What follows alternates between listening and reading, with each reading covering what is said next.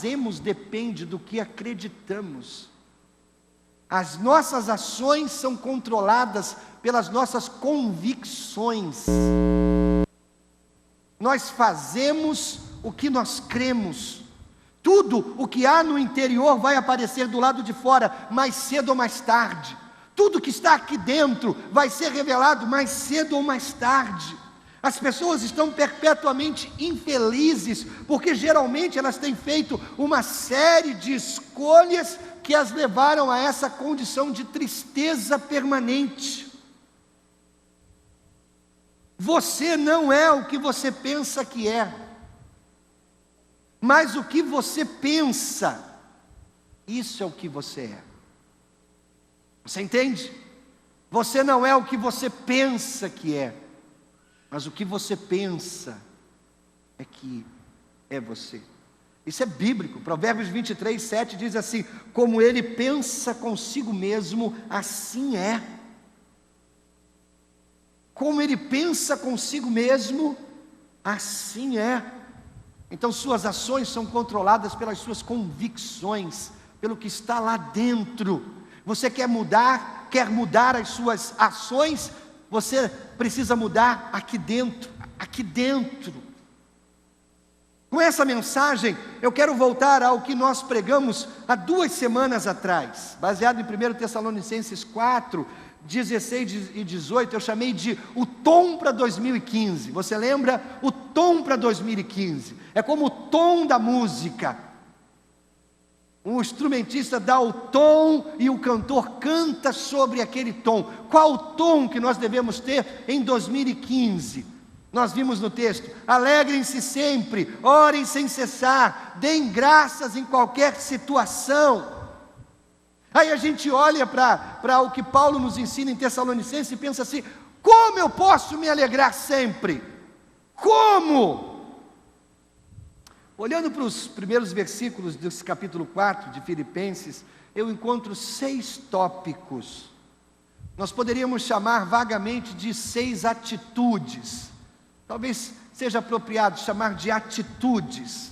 Se você deseja que 2015 seja um bom ano para a sua vida, talvez essas palavras possam inspirar você, manter o seu nível de alegria sempre alto, sempre em alta, o ano inteiro. São atitudes que vão ajudar a preservar o seu coração das tristezas da vida. Não vão livrá-lo dos problemas, pelo contrário. Você terá problemas ao longo de 2015, mas se você manter essas atitudes, se você desenvolvê-las, mesmo durante os problemas, você pode manter a sua alegria em alta o ano inteiro. Vamos ver rapidamente quais são essas atitudes. Em primeiro lugar, Paulo diz: permaneça firme. O versículo 1 ele diz assim: portanto, meus irmãos, a quem amo e de quem tenho saudade, vocês que são a minha alegria, a minha coroa, permaneçam assim firmes no Senhor, ó amados. Irmãos, a chamada para permanecer firmes se refere a um soldado permanecer fielmente no seu posto, não importa o que aconteça ao seu redor. Soldado que permanece firme, essa é a mesma expressão que Paulo usa. É um soldado que defende a sua posição e não sai dali por nada. Por nada. Quando eu era aluno da escola de sargentos, eu lembro até hoje porque isso me impressionou muito.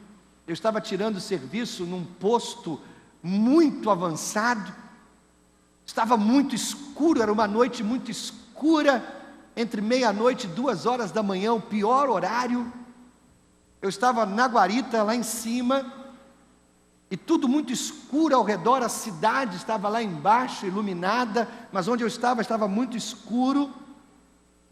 E aí eu tinha um radinho de pilha, e esse radinho de pilha tocava músicas, e aquilo me ajudava a me manter acordado ali com o meu fuzil, tomando conta daquele lugar. E aí de repente, as luzes da cidade se apagaram, um pequeno poste que estava perto, com uma luz fraquinha, apagou, o rádio, a pilha, parou de funcionar por alguns momentos, tudo ficou muito escuro na cidade. Onde eu estava mais escuro ainda, e eu fiquei apavorado. Aí a luz voltou na cidade, o meu rádio voltou a funcionar, mas não tocava mais uma música. Agora tinha um homem chorando no meu radinho. E eu fiquei impressionado com aquele homem que chorava, e havia 2 outros homens que conversavam com aquele homem. Eu acho que o meu rádio deve ter captado alguma onda diferente, e alguma rádio diferente, eu não consigo explicar. E os 2 homens então acalmavam aquele outro homem, e ele ia se acalmando, e aí um deles perguntou para ele assim: de onde você vem? E o homem que chorava dizia assim: eu venho de rodar o mundo. Com uma voz medonha, eu desliguei o radinho e fiquei ali com o meu fuzil. Eu acho, irmãos, que eu daria tiro até em mosca que passasse zunindo perto de mim. Eu estava pronto a abandonar o meu posto por qualquer coisa. Um rato que passasse, eu correria, eu fugiria. Paulo está dizendo, como um soldado valente, não como esse daí, como um soldado valente, permaneça firme, haja o que houver, permaneça firme. Paulo repetiu essa mesma expressão nos seus escritos 9 vezes. Paulo disse isso 9 vezes, permaneça firme nas suas cartas. Por que, irmãos, essa ênfase na firmeza? Eu acho que Paulo tinha uma visão equilibrada das tentativas do diabo de desencorajar e distrair os filhos de Deus. Ele sabia que nós seríamos tentados a abandonar o nosso posto quando as balas da tentação começassem a zumbir, passando perto da nossa cabeça. Então Paulo repete nos seus escritos 9 vezes: fique firme, permaneça. Irmãos, eu observo o trem que desliza suavemente sobre os trilhos. Eu andei muito de trem na minha juventude, e eu observo o trem, e ele desliza sobre o trilho, e ele vai até o seu destino final, sem nenhum sobressalto, desde que ele permaneça no trilho. Essa semana eu li que existe um trem de alta velocidade na Espanha, que já atinge 350 quilômetros por hora, uma loucura. Irmãos, eu acho que o trem que desliza sobre o trilho é como uma parábola da vida espiritual. A maioria dos dias na nossa vida, nada emocionante acontece. 99% da vida é comum, é cotidiano, é dia a dia. Você se levanta, toma café de manhã, vai para o trabalho, ou cuida dos filhos, volta para casa, janta, vai para a cama, no dia seguinte levanta, repete toda a mesma rotina de novo, e no dia seguinte, no dia depois do dia seguinte, dia após dia. Essa é a vida para a maioria das pessoas. É o trem deslizando sobre o trilho. Qual é a vontade de Deus para você e para mim? É de se levantar todos os dias e fazer o que você tem que fazer, alegremente, se você puder, ou de qualquer maneira, faça o que você tem que fazer. Irmãos, fazer a vontade de Deus significa permanecer nos trilhos da vida. Isso é fazer a vontade de Deus, dia após dia após dia. Basta fazer o que Deus lhe deu para fazer, faça. Se você gosta do que você faz, ótimo. Se você não gosta, faça de qualquer maneira. Faça. Se você gostaria de fazer outra coisa, ranja os dentes, estufe o peito, mas faça o que Deus quer que você faça. Deus abençoa as pessoas que fazem o que tem que fazer dia após dia, e fazem o mesmo quando gostariam de fazer outra coisa, mas ainda assim fazem o que tem que fazer. Todos nós, irmãos, somos tentados a sair do trilho, uma hora ou outra. Todos nós somos tentados de vez em quando a sair do trilho. Esses dias de férias eu fui para o Espírito Santo, e fui e voltei algumas vezes. passando sempre pelo mesmo caminho. Um bendito engenheiro, deve ser um incrédulo muito ruim, colocou um bendito de um pardal num lugar que eu não sei onde ele está, não tem sinalização daquele pardal. Eu tomei multa indo e voltando naquele pardal. Chegou a multa, a Valéria pegou uma das multas. Esses dias chegou outra, ela achou que era uma cópia da primeira. Eu fui ver, não, são multas diferentes. Na ida, na volta, na ida e na volta.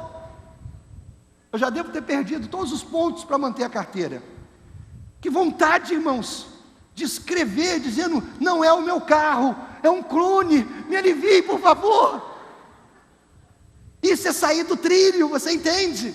Como a gente é tentado a sair do trilho, como a vida nos oferece oportunidades para sair do trilho.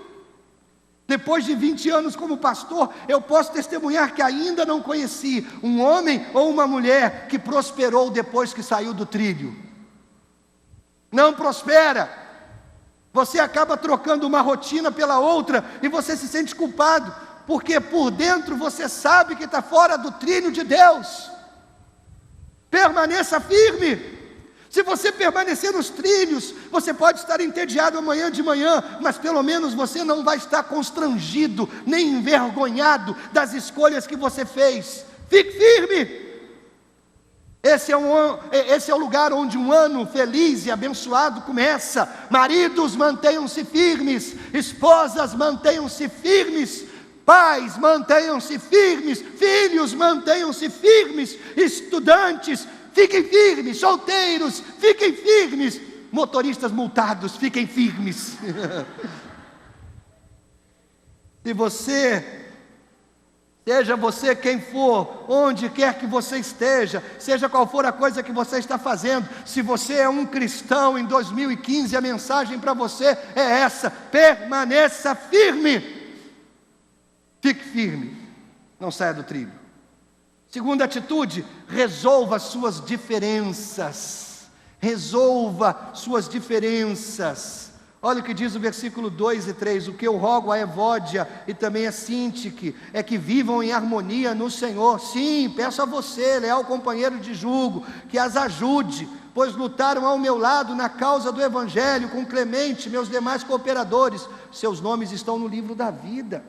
Paulo lida com um problema difícil, delicado, dentro da igreja em Filipos. Sabe que problema era esse? Parece que duas mulheres, líderes, não estavam se relacionando bem uma com a outra. Uma se chamava Evódia, significa cheiro doce.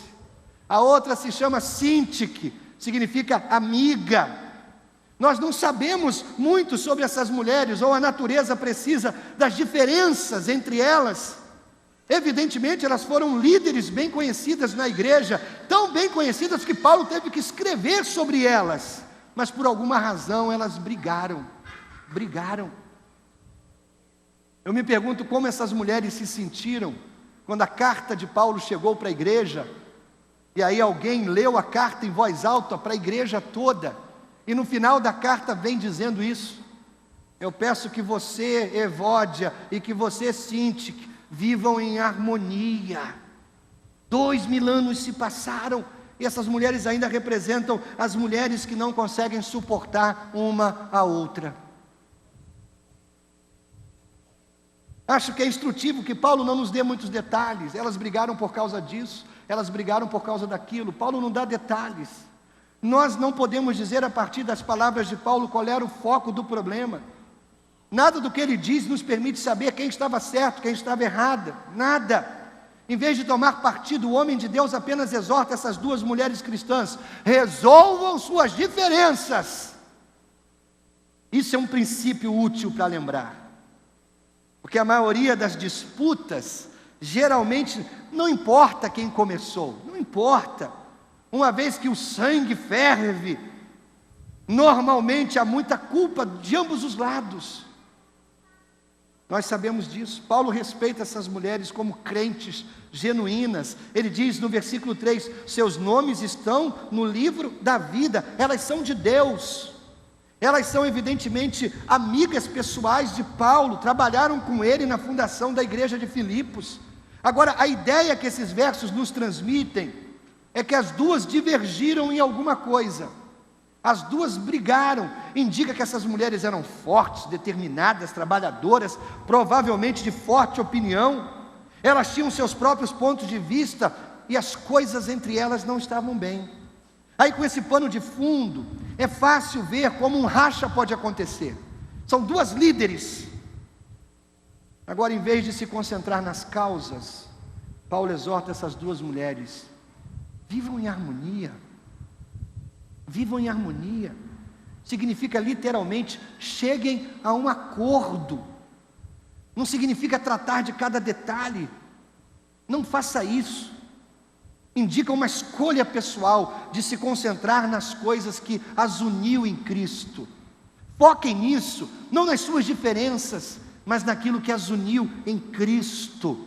Normalmente, quando eu aconselho alguém a ir fazer as pazes com outra pessoa, eu digo: olha, procura a pessoa, mas não toca mais no problema, não discute os detalhes.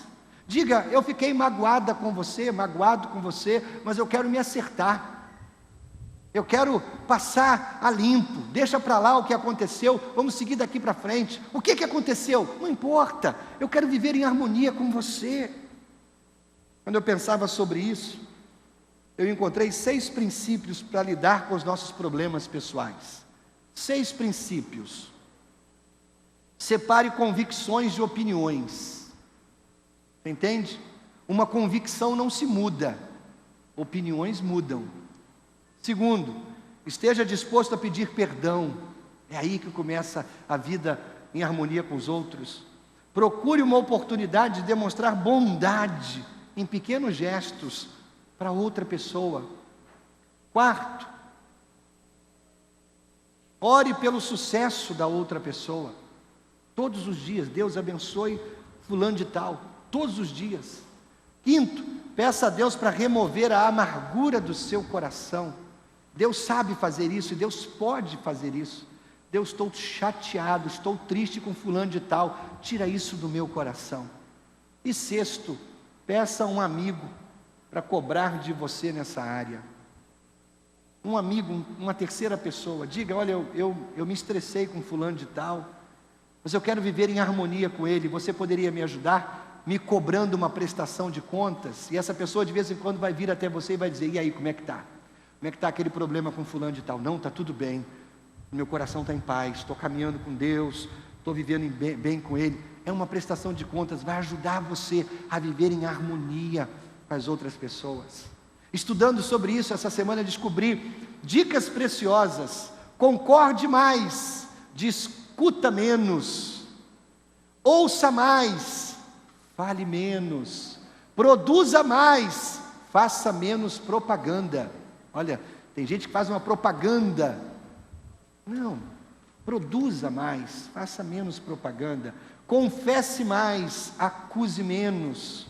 Ria mais, se irrite menos. E finalmente, dê mais, receba menos. Irmão, se a gente fizer isso, a gente vive em harmonia com quase todas as pessoas. Porque tem gente que não tem jeito mesmo, só o céu para transformá-las, não é? Se elas entrarem no céu, porque nem o céu aguenta todo mundo, irmãos. Por isso, mas se a gente fizer essas coisas, irmãos, a gente vive em harmonia. Em 2015, resolva as suas diferenças, não joga para debaixo do tapete, viva em harmonia com as pessoas. São boas palavras que precisamos levar a sério. Exorto todos os meus ouvintes aqui a considerar o estado dos seus relacionamentos. Não entre em 2015 sem fazer um esforço sincero para resolver as suas divergências, os seus problemas. Se você pode resolvê-los completamente, você pode pelo menos fazer um esforço nessa direção para viver em harmonia com todas as pessoas. Terceira atitude: decida se alegrar. Terceiro mandamento de Paulo é muito simples. Versículo 4: alegrem-se sempre no Senhor. Novamente direi: alegrem-se. Apesar de curto, esse mandamento é repetido, né? Ele é dito 2 vezes. Eu acho que é porque nós temos a tendência de esquecê-lo. Nós temos que lidar com pessoas difíceis, com problemas perturbadores da vida, e a gente não se alegra. Paulo está dizendo aqui: tome uma decisão, alegre-se. E ele diz: alegre-se sempre. Ele não está falando de uma atitude mental positiva, não é isso. Não é colocar uma máscara de feliz, não é olhar o lado bom das coisas. A alegria que Paulo tem em mente não é baseada nas circunstâncias externas, nunca. Isso é fundamental. Muitas vezes as circunstâncias externas são deprimentes. Eu tenho dito isso semana após semana. Você não se alegra porque do lado de fora está tudo bem. Não é isso. Você lembra onde Paulo estava quando ele escreveu essa carta aos Filipenses? Preso, acorrentado a um soldado romano 24 horas por dia. Ele foi a julgamento nessa mesma prisão, sem esperança de ser salvo. Eu creio que Paulo não curtiu e muito estar na prisão. Eu creio que ele não acessou o Facebook, colocou uma selfie dele acorrentado ao soldado e diz aí: galera, curte. Claro que não.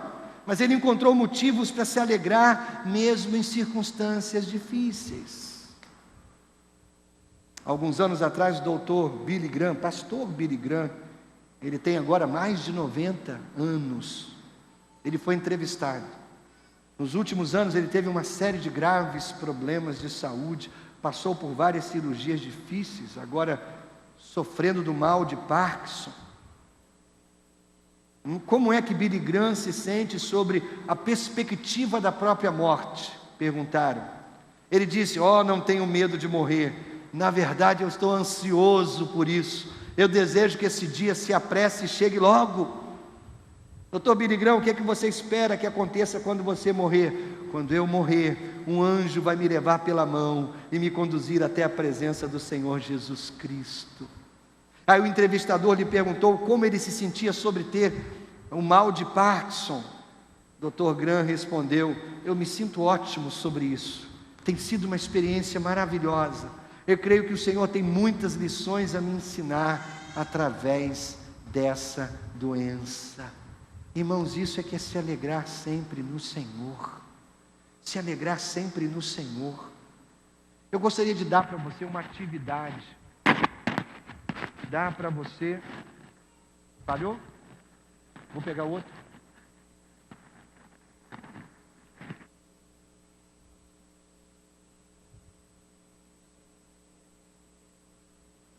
Som. Eu quero dar para você uma atividade para você fazer ainda nesse feriado de carnaval. Separa 5, 10 minutos.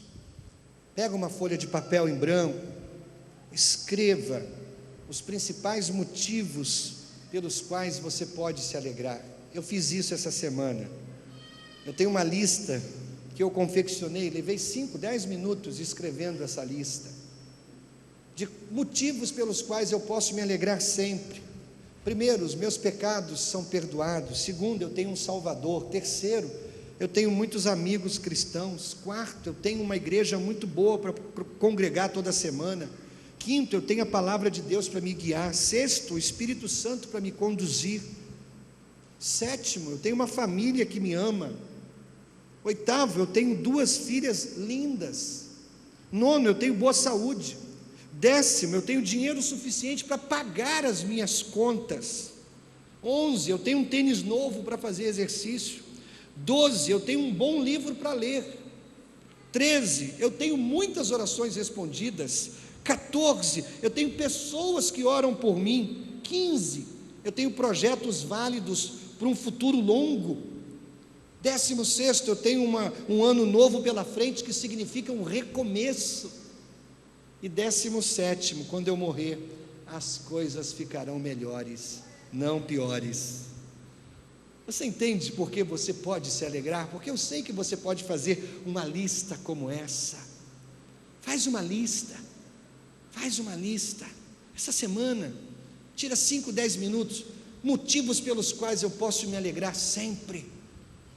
Quarta atitude, peça um espírito manso. Versículo 5, Paulo diz assim: seja a amabilidade de vocês conhecida por todos, perto está o Senhor. Os tradutores da Bíblia afirmam que a palavra grega traduzida como amabilidade não é muito fácil de ser traduzida do grego para o português. Significa algo do tipo calma interior. Outras traduções dizem moderação, tolerância, brandura. Um escritor chamou isso de tranquilidade interna. Seja a tranquilidade interna de vocês conhecida por todos. Eugene Peterson, a mensagem, ele traduz dizendo assim: deixem bem claro a todos com quem se encontrarem que vocês estão do lado deles, trabalhando com eles, não contra eles. Irmãos, essa qualidade de calma interior, ela é especialmente necessária em duas situações. Primeiro, quando você está lidando com alguém que está deixando você louco. Segundo, quando você sentir que está prestes a explodir, é que você precisa dessa calma interior. Essas duas situações normalmente estão interligadas, não é? Nesse momento, quando você sente que a temperatura está se elevando, o sangue está fervendo, você sabe que vai abrir a boca e vai dizer coisas que vai se arrepender depois, é que você precisa pedir a Deus esse espírito manso. Meu sobrinho está aí no retiro com os nossos jovens. Meu sobrinho, minha irmã falava a respeito dele para mim hoje. Ele é muito manso, ele não se defende. Eu acho que ele é muito gentil, muito dócil. E ela falava isso criticando, e eu dizia para ela: não, isso é bom, que ele seja assim, que ele continue assim. Ele não precisa se defender, ele tem o Senhor ao lado dele, que vai defendê-lo quando ele precisar de defesa. Muitas vezes, irmãos, a gente quer fazer justiça com as próprias mãos. Calma interior. Aqui está uma pergunta simples para você: será que as pessoas que conhecem você melhor podem dizer que você é uma pessoa gentil, calma, tranquila? Será que essa palavra vem logo à mente dessas pessoas quando elas pensam em você? Fulano de tal, ele é gentil, ele é manso, ele tem uma calma interior. Vou tornar a pergunta mais difícil: será que as pessoas que não gostam de você olham para você e dizem: ele é gentil, eu não gosto dele, mas eu tenho que admitir, ele é manso? Esse é o verdadeiro teste. Qualquer um, irmãos, pode ser suave com pessoas que nós gostamos delas, manso com as pessoas com quem nós nos relacionamos bem, né? Mas e quando a pessoa pisa no nosso calo? Quando a pessoa é antipática conosco? Quando ela nos persegue? Em 2015, peça a Deus: meu Deus, me deu um espírito manso. Meu Deus, me deu uma tranquilidade interior. Meu Deus, me deu uma calma interior para eu caminhar em 2015. Peça isso a Deus. Quinto, ore sobre todas as coisas. Versículos 6 e 7 dizem assim: não andem ansiosos por coisa alguma, mas em tudo pela oração e súplicas e com ação de graças apresentem seus pedidos a Deus, e a paz de Deus, que excede todo entendimento, guardará o coração e a mente de vocês em Cristo Jesus. Não andem ansiosos por coisa alguma. Quando eu leio isso, eu sempre pergunto para Deus: você está brincando, né, Deus? Está brincando. Mas é um conselho bom. Você sabia que a maior parte das nossas preocupações são inúteis? Inúteis. Um pesquisador americano fez uma pesquisa sobre isso. Ele constatou: 40% das coisas que nós nos preocupamos nunca acontece. 13% de coisas que nós preocupamos dizem respeito ao passado. 30% dizem respeito ao passado. 12% são preocupações desnecessárias, sobre saúde, por exemplo. Você não tem muito o que fazer sobre isso. 10% são questões mesquinhas. Apenas 8% das nossas preocupações são válidas. Significa que 92% do tempo que você passa se preocupando é inútil. A preocupação, irmãos, é como correr numa esteira ergométrica. Você gasta energia, mas não sai do lugar. Isso é preocupação. Preocupação é errado, porque você assume, quando você se preocupa, você assume que Deus perdeu o controle da sua vida. Por isso preocupação é pecado. Deus prometeu cuidar de você, mas quando você se preocupa, você está dizendo: Senhor, eu não acredito que você vai cuidar de mim, então eu vou me preocupar, eu vou tomar as coisas com as minhas próprias mãos. Ao entrarmos num ano novo, todos nós temos nossas próprias preocupações que nos perturbam, talvez problemas de saúde, pressão financeira, alguma grande decisão que você precisa tomar, pode ser problema familiar, desentendimento conjugal, problema na escola, no trabalho. Aqui está a minha pergunta: você sabe ao certo o que vai acontecer ao longo do ano? Você sabe? A resposta, claro, é não. Pode a sua preocupação mudar alguma coisa, o curso dos acontecimentos? Não. Então por que perder tempo se preocupando? O passado já foi feito, o futuro ainda virá. Por que você vai deixar a preocupação arruinar o seu presente, que é o único momento que você tem? Preocupação e oração são opostos um do outro, como água e fogo. Você não pode se preocupar e orar ao mesmo tempo. Você entende? Você não pode fazer as duas coisas ao mesmo tempo. Quem ora não se preocupa, quem se preocupa não ora. Paulo tem um conselho em 3 partes para os preocupados. Ele diz assim: ore sobre tudo. Ele também diz assim: ore com ação de graças. E ele também diz assim: ore com expectativa, apresentem seus pedidos a Deus. Quando você toma os seus fardos e você entrega ao Senhor, Deus substitui suas preocupações com algo muito maior: a paz dele, a paz que excede todo entendimento. Versículo 7 diz: Deus vai guardar o seu coração. A paz de Deus, que excede todo entendimento, vai guardar o seu coração. Que tal você experimentar orar sobre todas as coisas em 2015? Deus vai guardar o seu coração. Quando você ora, a paz de Deus toma o seu coração e guarda, protege você. Protege você.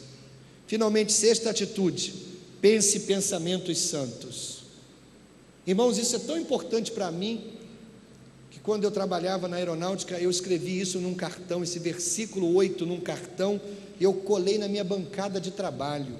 Todo dia eu lia esse versículo.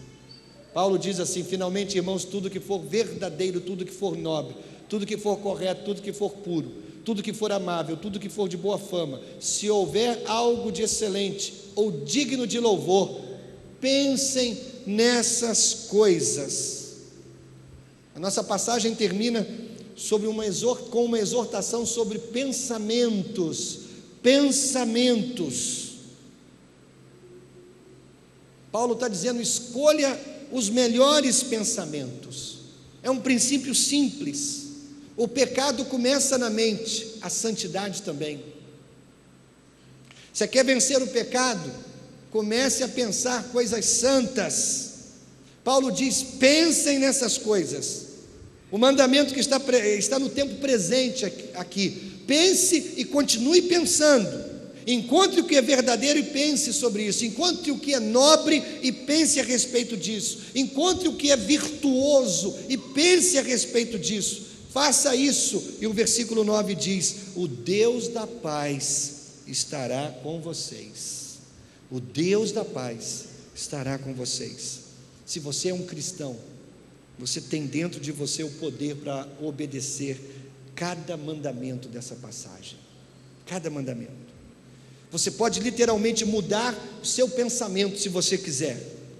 Como? Basta lembrar: tudo que é melhor, tudo que é bom, tudo que é puro, tudo que é nobre, tudo que é de boa fama, tudo que é amável, está em Jesus. Paulo está falando de uma pessoa. se você se unir a Ele, se o seu pensamento estiver nele, se você está unido ao Senhor, você está se unindo ao maior poder moral que existe no universo. Ele é a personificação de tudo que Paulo nos mandou fazer. Está tudo em Jesus, tudo em Jesus. Toda virtude, toda beleza, toda santidade, toda verdade, tudo que é bom, tudo que é certo, você encontra em Jesus.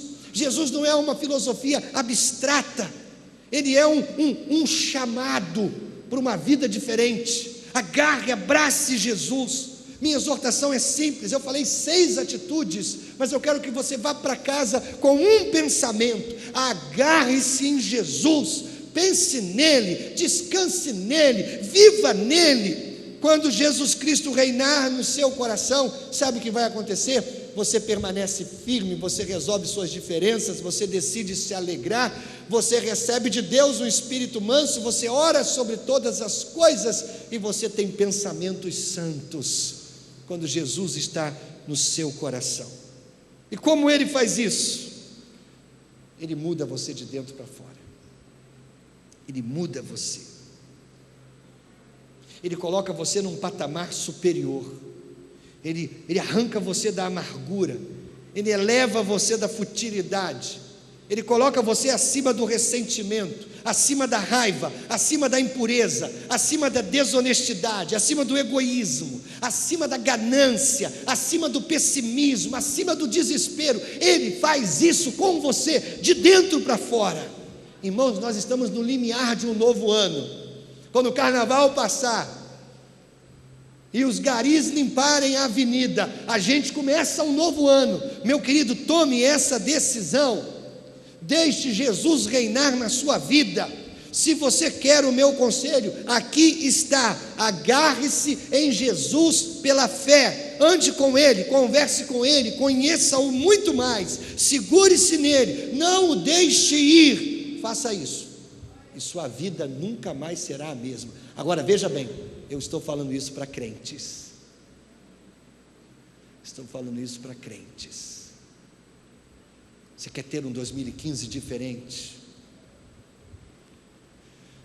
Agarre-se em Jesus, agarre-se em Jesus, agarre-se em Jesus. Curve a sua cabeça, feche seus olhos. Essa é a exortação de Deus para a sua igreja nessa noite.